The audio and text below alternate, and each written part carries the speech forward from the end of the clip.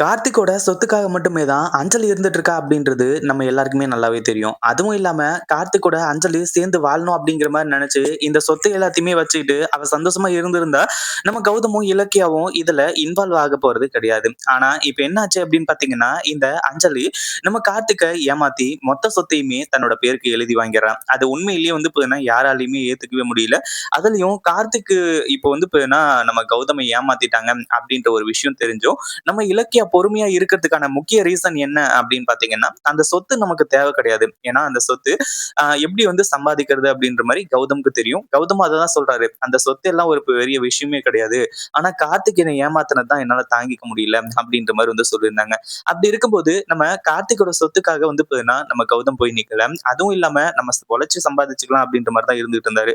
ஆனா இப்ப என்னாச்சு அப்படின்னு பாத்தீங்கன்னா, அஞ்சல் இருந்துட்டு கார்த்திகை ஏமாத்தணும் அப்படின்ற மாரி முடிவு பண்ணி எல்லா சொத்தையுமே அவ பேருக்கு வந்து பாத்தீங்கன்னா எழுதி வாங்கிடுறா. அதனாலதான் நம்ம இலக்கியா உள்ள புகுந்து கடைசியில அஞ்சலி கிட்ட இருந்து அந்த சொத்து எல்லாத்தையுமே மறுபடியும் கார்த்திக்கிட்டயே புடுங்கி தர போறாங்க.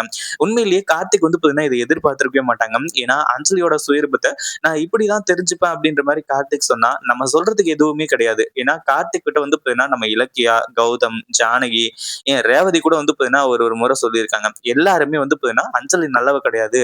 அஞ்சலிய நீ முழுசா நம்பாத கார்த்திக் அப்படின்ற மாதிரி சொல்லியிருந்தாங்க. அவங்கள அதாவது அஞ்சலிய நம்புறியோ இல்லையோ, கௌதம், இலக்கியா உனக்கு துரோகம் பண்ண மாட்டாங்க அப்படின்ற மாதிரி சொல்லியிருந்தாங்க. ஆனா கார்த்திக் எதையுமே கேட்கல. அஞ்சலி என்னோட பொண்டாட்டி வந்து பாத்தீங்கன்னா எனக்காக தான் பேசுறா, என்னோட உரிமைக்காக பேசுறா அப்படின்ற மாதிரி வந்து சொல்லி கார்த்திக் வந்து பாத்தீங்கன்னா இப்போ ரொம்பவும் ஆணவத்தோட வந்து பாத்தீங்கன்னா இருந்துட்டு இருந்தாங்க. கடைசியா வந்து பாத்தீங்கன்னா இப்படிதான் கார்த்திக்கு தெரிய வரணும். அதாவது அஞ்சல் ஏமாத்துனதுக்கு அப்புறம் தான் கார்த்திக்குக்கு எவ்வளோ பெரிய ஏமாற்றத்த வந்து பாத்தீங்கன்னா நம்ம ஃபேஸ் பண்ணியிருக்கோம் அப்படின்ற ஒரு விஷயம் தெரிஞ்சதுக்கு அப்புறம் தான் கார்த்திக் எல்லாமே வந்து புரியும் அப்படின்னா, அதுல யாராலயும் மாத்தவே முடியாது. ஏன்னா கார்த்திக் கிட்ட அவ்வளோ சொல்லி பார்த்தாச்சு. அதுவும் இல்லாம இந்த பைரவி மட்டும் வந்து பாத்தீங்கன்னா, இங்க ஒழுங்கா இருந்திருந்தாங்க அப்படின்னா இவ்வளோ பெரிய பிரச்சனை இல்ல. ஏன்னா ஏற்கனவே அதாவது ஆல்ரெடி அஞ்சலி இந்த வீட்டுக்கு கூட்டிட்டு வந்ததுலருந்து பிரச்சனை பண்ணதே வந்து பாத்தீங்கன்னா இந்த பைரவி தான். அப்படி இருக்கும்போது அடுத்தடுத்த விஷயங்கள் எல்லாமே வந்து பாத்தீங்கன்னா, இந்த அஞ்சலிக்கு சாதகமாவே நடந்துகிட்டு இருந்துச்சு. இப்ப என்னாச்சு அப்படின்னு பாத்தீங்கன்னா, கார்த்திக் இருந்துட்டு இந்த பைரவிய மதிக்காம, அதுவும் இல்லாம ரூ. 1,00,000 என்னோட அக்கவுண்ட்ல இருந்து எடுத்துட்ட, அப்படி இப்படின்ற மாரி வந்து சொல்லிட்டு கிளம்பி போனாங்க. அப்படி இருக்கும்போது கார்த்திக் செம்ம கோவத்தோட இருக்கிறது. அதுவும் இல்லாம இதுக்கு மேல இவங்ககிட்டலாம் கெஞ்சிட்டு இருக்கக் கூடாது.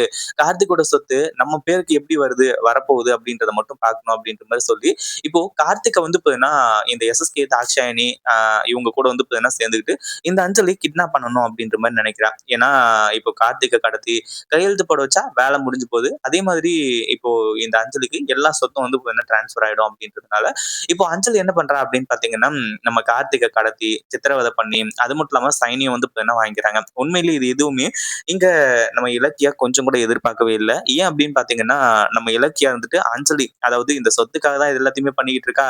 கார்த்திக்கு சேர வேண்டிய மொத்த சொத்துமே வந்து பாத்தீங்கன்னா அவளுக்கு வந்துச்சு அப்படின்னா, அதுக்கப்புறம் பிரச்சனையே கிடையாது. எல்லாமே நல்லபடியா நடக்கும். அஞ்சலி வந்து இப்ப என்ன திருந்திருவா அப்படின்ற மாரி வந்து சொல்லி நினைச்சுக்கிட்டு இருந்தாங்க. ஆனா எந்த ஒரு விஷயமும் நடக்கல. இப்போ கடைசியில வந்து பார்த்தீங்கன்னா, அஞ்சலி கார்த்திக்க கொல்றதுக்கு கூட தயாரா இருந்துட்டு இருக்காங்க. கடைசியா வந்து பார்த்தீங்கன்னா, நம்ம கார்த்திக் வந்து வேற வழி இல்லாம அந்த சொத்துக்கு வந்து பார்த்தீங்கன்னா கையெழுத்து போட்டு குடுத்துறாங்க. ஏன்னா முதல்ல அஞ்சலிய பத்தின சுயரூபம் தெரிஞ்சதுக்கு அப்புறமா இந்த சொத்து வந்து பார்த்தீங்கன்னா, உனக்கு போக விடவே மாட்டேன். என்ன கொன்னு போட்டாலும் சரி அப்படின்ற மாரி சொல்லிட்டு இருந்தாங்க.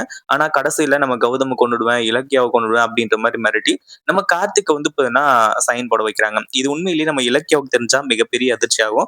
அப்படிதான் இப்ப எல்லாமே நடக்க போகுது. ஏன்னா இந்த அஞ்சலி, எஸ்எஸ்கே, தாக்ஷாயணி இவங்க யாருமே வந்து பார்த்தீங்கன்னா ஜெயிச்சிடவே கூடாது. ஏன்னா இவங்க யாருமே நல்லவங்க கிடையாது. நல்ல வேலையையும் பண்ணல. அடுத்தவங்க சொத்துக்கு ஆசைப்படுற இவங்கலாம் நல்லவங்களா இருந்திருந்தா கண்டிப்பா இப்படி பண்ண மாட்டாங்க. அதே மாதிரி இலக்கியாவுக்கு உண்மைகள் எல்லாமே தெரிய வருது. கார்த்திக்க வந்து பார்த்தீங்கன்னா கடத்தி வச்சு இப்படி சித்திரவதை பண்ணிட்டு இருக்காங்க அப்படின்ற மாரி வந்து சொல்லி, அதுக்கப்புறம் தான் வந்து பார்த்தீங்கன்னா இலக்கியா இருந்துட்டு அங்க மாஸ் என்ட்ரி குடுத்து நம்ம கார்த்திக்க காப்பாத்தணும் அப்படின்ற மாரி நினைக்கிறாங்க. ஆனா அஞ்சலி அதுக்குள்ள வந்து பார்த்தீங்கன்னா மொத்த சொத்தையுமே தன் பேருக்கு மாத்திட்டு கார்த்திக்க வந்து அதாவது சாகடிக்க சொல்லிடுறாங்க. கொலை பண்ண சொல்லிடுறாங்க. அந்த ஒரு விஷயம் வந்து பார்த்தீங்கன்னா இலக்கியாவுக்கு தெரிஞ்சதுக்கு அப்புறமா இலக்கியா அங்க மாஸ் என்ட்ரி குடுத்து கார்த்திக்கோட உயிர காப்பாத்துறாங்க. அப்பதான் கார்த்திக் பயங்கரமா கதறி அழுறாங்க. "அண்ணி நீங்க எவ்வளவோ சொன்னீங்க. நீங்க, அண்ணன், அம்மா எல்லாருமே வந்து பார்த்தீங்கன்னா அஞ்சலிய பத்தி சொன்னீங்க. ஆனா நான் எதையுமே கேட்காம அஞ்சலி வந்து பார்த்தீங்கன்னா எனக்காக பாடுபடுறா அப்படின்ற மாரி வந்து நினைச்சுக்கிட்டு, நான் இது எல்லாத்தையுமே வந்து பண்ணேன். ஆனா உண்மையிலேயே இவ்ளோ கேவலமானவளா அஞ்சலி இருப்பா அப்படின்னு நான் கொஞ்சம் கூட எதிர்பார்க்கவே இல்ல. ரொம்ப தப்பு தப்பான காரியங்கள் எல்லாத்தையுமே பண்ணிட்டேன். இதுக்கப்புறம் அவள நான் என்னைக்குமே மன்னிக்கவே மாட்டேன் அண்ணி. அதே மாதிரி நான் செஞ்ச தப்பு எல்லாத்துக்குமா சேர்த்து உங்க கால்ல விழுந்து நான் மன்னிப்பு கேட்கிறேன் அப்படின்ற மாரி சொல்லி கார்த்திக் மன்னிப்பு கேட்கிறாங்க. இப்போ தலையில காயத்தோட கார்த்திக் வந்து பார்த்தீங்கன்னா இப்போ உயிருக்கு போராடுற நிலைமையில இருந்துட்டு இருக்காரு. அதுவும் இல்லாம என்னோட உயிர கூட வந்து பார்த்தீங்கன்னா நான் அதாவது என்ன காப்பாத்தணும்லாம் நினைக்காதீங்க. நான் உங்களுக்கு, அண்ணனுக்கு எல்லாருக்குமே பண்ண துரோகத்துக்கு, அந்த ஒரு விஷயத்துக்காக வந்து பார்த்தீங்கன்னா, நான் செத்தாலும் வந்து பார்த்தீங்கன்னா, அதுக்கு ஒரு ஈடாகாது. என்ன பண்ணாலுமே இந்த ஒரு தப்புக்கு வந்து பார்த்தீங்கன்னா, தண்டனை அனுபவிக்க முடியாது அப்படின்ற மாரி வந்து சொல்லிட்டு இருக்காங்க. அதுக்கு நம்ம இலக்கியா இருந்துட்டு, "கார்த்திக் நீ மனசு மாறிட்டல்ல, அஞ்சலிய பத்தி தெரிஞ்சுக்கிட்டல்ல, அதுவே எங்களுக்கு போதும். கௌதம் உன்னோட அண்ணனோ, இல்ல நானோ, இல்ல உன்னோட அம்மாவோ யாருமே வந்து பார்த்தீங்கன்னா, உன்ன பத்தி தப்பா நினைக்கல." அப்படின்ற மாரி வந்து விஷயத்த சொல்லிர்றாங்க. அடுத்ததா வந்து பார்த்தீங்கன்னா அந்த அஞ்சலி வந்துட்டு எஸ்எஸ்கே தாக்ஷாயணி கூட சேர்ந்து, என் பேர்ல இருந்த மொத்த சொத்தையுமே வந்து பார்த்தீங்கன்னா எழுதி வாங்கிட்டா அண்ணி. இப்ப என்ன பண்றது? எப்படி வந்து பார்த்தீங்கன்னா அத ரிட்டர்ன் எடுக்கிறது? இனிமே எதுவுமே முடியாதுல்ல. என்னால தான் வந்து பார்த்தீங்கன்னா, என் அப்பா சம்பாதிச்சு வச்ச சொத்து, என் அண்ணன் கௌதம் சம்பாதிச்ச சொத்து, இது எல்லாத்தையுமே வந்து பார்த்தீங்கன்னா இழந்துட்டோம். அப்படின்ற மாரி வந்து சொல்லி ரொம்பவும் வெக்ஸா பேசிக்கிட்டு இருக்காங்க. இங்க அஞ்சலி துள்ளிக்கிட்டு இருக்கா. தன்னோட அம்மா கிட்ட வந்து பார்த்தீங்கன்னா, இந்த பத்திரத்த எல்லாத்தையுமே காட்டி, எல்லாமே என் பேருக்கு மாறிடுச்சும்மா. இனிமே வந்து பார்த்தீங்கன்னா, இந்த சொத்து, பத்து, பணம் எல்லாமே வந்து பார்த்தீங்கன்னா, எனக்கும் உனக்கும் மட்டும் தான் சொந்தம். இதுக்கு நடுவுல யாருமே வரப்போறது கிடையாது. அப்படின்னு சொல்லிட்டு வந்து சொல்லி, அடுத்ததா வந்து பார்த்தீங்கன்னா, இந்த சிந்தாமணிக்கு பேருக்கு ஒரு 100,00,00,000 வந்து பார்த்தீங்கன்னா, ட்ரான்ஸ்ஃபர் பண்றதுக்கு பேசிக்கிட்டு இருக்காங்க. ஏன்னா, இனிமே எல்லாமே அஞ்சலியோடது ஆயிடுச்சு அப்படின்றதுனால, அஞ்சலி எந்த எல்லைக்கும் போறதுக்கு தயாரா இருந்துட்டு இருக்கா. அதே மாதிரி நம்ம இலக்கியா வந்து பார்த்தீங்கன்னா, இதுக்கு முன்னாடி அமைதியா விட்டு போனதுக்கான காரணம், அஞ்சலி கார்த்திக் கூட சந்தோஷமா இருப்பா அப்படின்ற மாரி சொல்லி, ஆனா அஞ்சலியோட கேடுகெட்டத்தனம்லாம் தெரிஞ்சதுக்கு அப்புறமா, இதுக்கப்புறமும் உன்ன சும்மா விட மாட்டேன். இதுக்கப்புறம் என்ன பண்ண போறேன்னு மட்டும் பாரு அப்படின்ற மாரி வந்து சொல்லி பயங்கர கோவத்தோட இருந்துட்டு இருந்தாங்க. கடைசி என்னாச்சு அப்படின்னு பார்த்தீங்கன்னா, கார்த்திக்குக்கு என்ன பண்றதுன்னு ஒண்ணுமே புரியல. அதுவும் இல்லாம நம்ம இலக்கியா கூட வந்து நிக்கிறாங்க. நம்ம இலக்கியம் வந்து பார்த்தீங்கன்னா, அஞ்சலி அடி அடின்னு அடிச்சு வெளுத்து கட்டி, அஞ்சலி கிட்ட இருந்த அந்த ஒரிஜினல் பத்திரத்த வாங்க ஆரம்பிச்சுறாங்க. ஏன்னா, இப்ப அஞ்சலியோட பேருக்கு மாறிடுச்சு. அதே மாரி அஞ்சலி ஏமாத்தி தான் வாங்குனா அப்படின்றது எல்லாத்தையுமே தாண்டி, இப்போ ஒரிஜினல் பத்திரத்த வந்து பார்த்தீங்கன்னா புடுங்க ஆரம்பிச்சுறாங்க.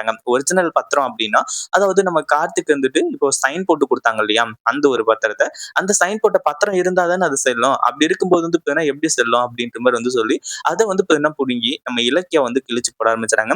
அஞ்சலிக்கு மிகப்பெரிய அதிர்ச்சி. ஏன்னா எவ்ளோ பெரிய பிளான பண்ணா, கார்த்திக்கோட மொத்த சொத்துமே அஞ்சலியோட பேருக்கு வந்து பார்த்தீங்கன்னா இப்படின்றதுக்குள்ள மாறிடுச்சு. ஆனா அதுக்குள்ள நம்ம இலக்கிய வந்து கிழிச்சு போட்டாங்களே! அப்படின்ற மாரி வந்து சொல்லி, அஞ்சலிக்கு ஒண்ணுமே புரியல. அப்படியே வந்து பார்த்தீங்கன்னா திகைச்சு போய் நின்னுட்டு இருக்கா.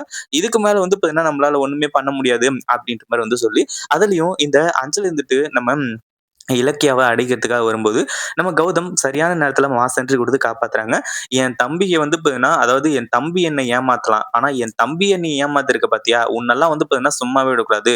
இதுக்கு மேல உன்ன சும்மா விட்டா நான் மனுஷனே கிடையாது அப்டின்ற மாரி சொல்லி, இந்த அஞ்சலிய உண்டு இல்லன்னு பண்ணிட்டு இருக்காங்க. அதே மாரி கார்த்திக் வந்துட்டு அஞ்சலி அடி அடின்னு அடிச்சு வெளுத்து கட்டி, இதுக்கப்புறம் நீ உண்மையிலேயே திருந்துனா கூட வந்து பாத்தீங்கன்னா, நீ எனக்கு தேவையே கிடையாது. உன்ன விவாகரத்து பண்றது தான். எவ்ளோ பெரிய கேடுகெட்ட வேலைய செஞ்சிருக்க. எவ்ளோ பெரிய கேவலமான வேலைய செஞ்சிருக்க. உண்மையிலேயே நீ எல்லாம் வந்து பார்த்தீங்கன்னா மனுஷி தானா? அதாவது இந்த சிந்தாமணி, அதுக்கப்புறம் அஞ்சலி 2 பேரையுமே வந்து பார்த்தீங்கன்னா அப்படியே வச்சு வெளுத்து கட்ட ஆரம்பிச்சுறாங்க.